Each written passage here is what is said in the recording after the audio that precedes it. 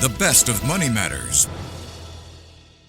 Market View on Money FM 89.3.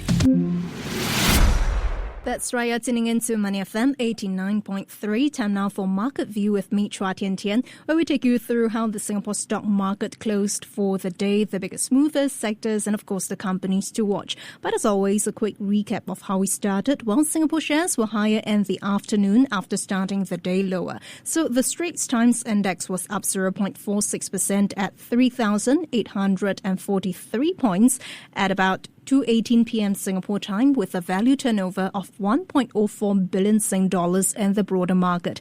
Now let's take you through the closing numbers. The STI ended in the green as well, up 0.19% at 3,833 points. In terms of value turnover, we're looking at 1.76 billion Sing dollars. Now gainers outnumbered losers 307 versus 224. Top advances we've got for you GMH USD, New Incorporation USD, and Jardine Cycle and Carriage. And top decliners for today, we've got for you UOB, iFast, and SGX.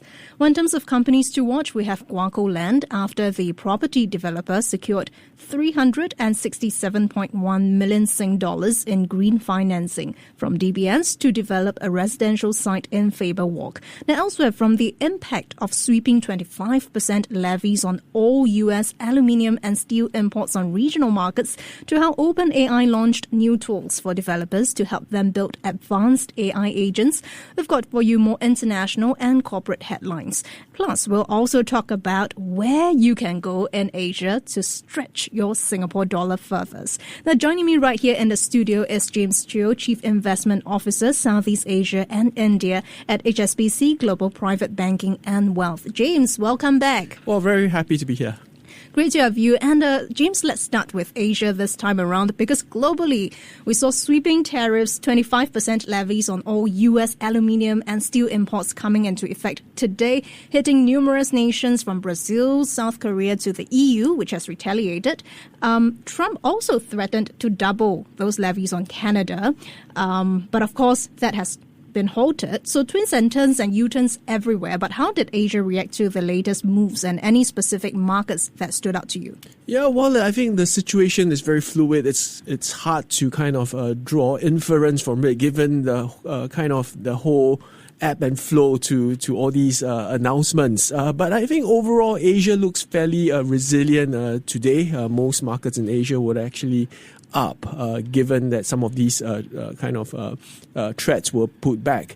So I would say that volatility is going to be the name of the game in that sense, given that there are still many key deadlines that's coming up. 2nd April, the reciprocal tariffs is going to be another one to watch out for. So again, it's fluid and it's hard to kind of put a finger to it.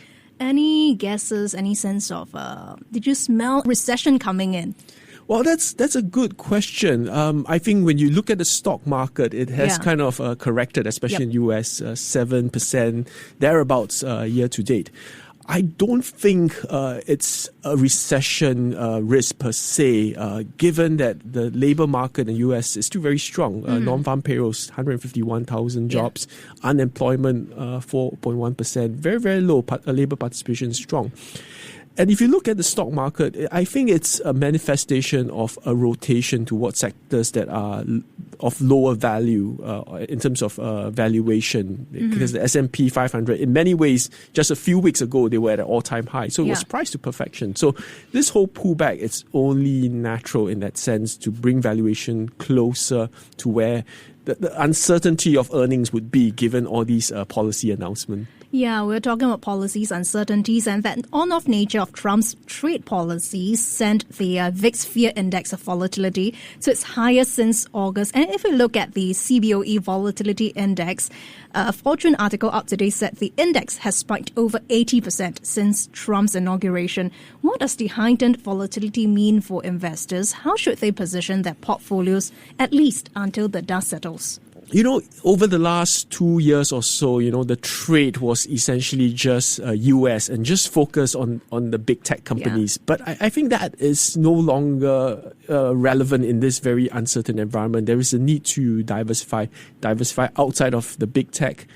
And even within US, US is no longer the only game in town, which was over the last 2 years. Yeah. So I think that investors got to, in terms of the equity market, diversify into Europe, into China, and also into the bond market, because this year to date, bonds, especially US bonds, have done fairly well. And finally, bonds play that, that kind of the diversifier role in a global portfolio. So I think the message this year, it's that it's hard to predict the outcome, but I think a globally diversified portfolio would actually be quite resilient in such an uncertain world. And resilience is the word that you used to describe the Singapore market earlier when we were chatting off air. So going back to the STI, how did it fare today? Any surprises when it comes down to the biggest movers and the sectors that they lie in? Yeah, well, I think the STI, again, has been quite resilient today in terms of performance, very much taking the lead from the regional markets.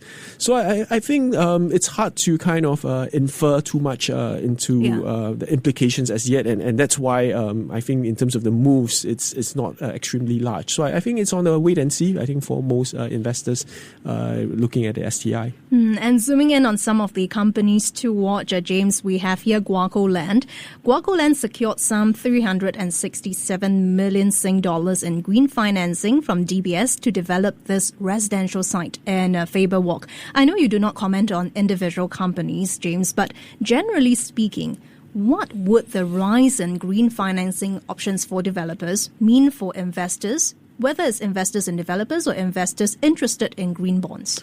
Well, there are a few dimensions to it. So I think the ultimate direction is for developers to look at projects that are green in nature. So in that sense, the loans that they take out will have to fulfill certain rules when it comes to fulfilling those criteria. So I think that's one thing to look out for. But also there is so-called a greenium, in which that if you fulfill those criteria, there is you get some benefits when it comes to borrowing costs. So that could potentially, kind of lower the cost of borrowing. And in some ways, if you are an equity investor into such companies, there could be some benefit of that. But again, greenium doesn't always happen. And ultimately, it's more than just that, because if you just look at greenium, it's just for the short term. What you want to see is a developer that, that looks at developing projects in a sustainable manner for the long haul. And I think that's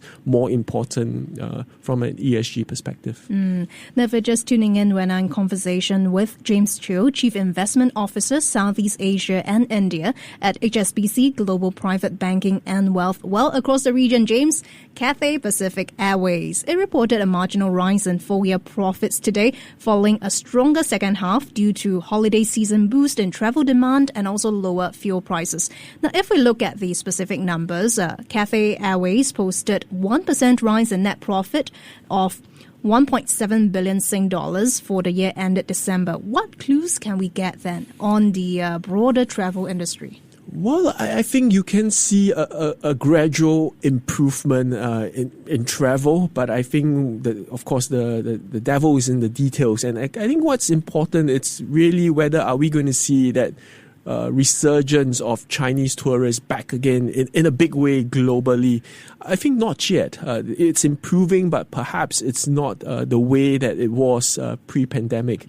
But also I think one should think about, other markets that could perhaps fill up the gap. So the travelers from ASEAN, the travelers from India, I think that's going to be a big theme in the next 5 to 10 years, which is going to be big tourism markets for the rest of the world. Well, on the topic of tourism, travel, aviation, we've got to scratch that holiday itch, James. And it'll be much holidays next week. I think it'll start this weekend. A lot of us will likely be traveling. So our colleagues from the Business Times did an article called Where in Asia to Stretch Your Singdollar Furthest. Where in Asia are you going to stretch your Singdollar? Well, I think one can't just look at the currency in itself and compare that against other currencies in terms of which currency depreciated the most against Singdollar. But I would say that I've been traveling across the region over the last 2 months. I would say, Bangkok would be a destination that a lot of Singaporeans would like. That's one destination. Australia is another one that looks quite interesting when you compare the Aussie dollar against the Sing, especially this year. So these are very interesting destinations. And of course, Japan will continuously be a favorite, but recently the Japanese yen has appreciated somewhat. So yeah, that has kind of taken a little bit of shine off Japan. So away from takoyaki and maybe more cafes and coffee from Australia, as you mentioned, or more shopping in Bangkok. Well, finally, before we let you go, James, OpenAI today launched new tools for developers that help them build advanced AI agents using a few application programming interfaces. Now, what is worthy of note is, again, the timing of this launch. We've just seen a Chinese startup launch Menace AI, which looks at AI agents. So what opportunities does the lowering of barriers to entry per se for the AI industry mean for investors looking at AI-related stocks? Yeah, well, I think that's very interesting because what's important to drive AI forward is always competition. And with all these competition moving at lightning pace, if you will, it's going to be quite interesting. And of course, the winners, I would say, ultimately will be the users of this technology. So the adopters of this technology will be able to use it at a cheaper cost. They will be more productive. And ultimately, consumers will be the one that benefits. So I'm very optimistic of this whole trend over the long haul. And I think competition is always one that would kind of bring us closer to that destination. So investors not only look at the companies working on these AI agents, but also on companies adopting the AI solutions. But before we let you go, I've got about half a minute to go. And I really want to pose you this question as well. US February CPI numbers due tonight. What are you expecting? Yeah, well, it's a hard one. I think it's going to be quite important because as of now, it's hard to kind of draw very long-term conclusions given the policy outlook. So every data point is going to be extremely important, and the Fed will place a lot of weight on these data readings. Well, it's hard to put a number to it, but my suspicion is that we are still going to see, inflation a bit sticky, but slowly trending towards the target. But I don't think it's going to happen, in the next few readings. But clearly, it could be very close to our last reading. I see. Lots to watch as usual. Thanks so much for the insights, James. That was James Cheo, Chief Investment Officer, Southeast Asia and India at HSBC Global Private Banking and Wealth on Money FM 89.3. Before acting on the information on Money FM, please consider if it's suitable for your own investment objectives, financial situation, and risk tolerance.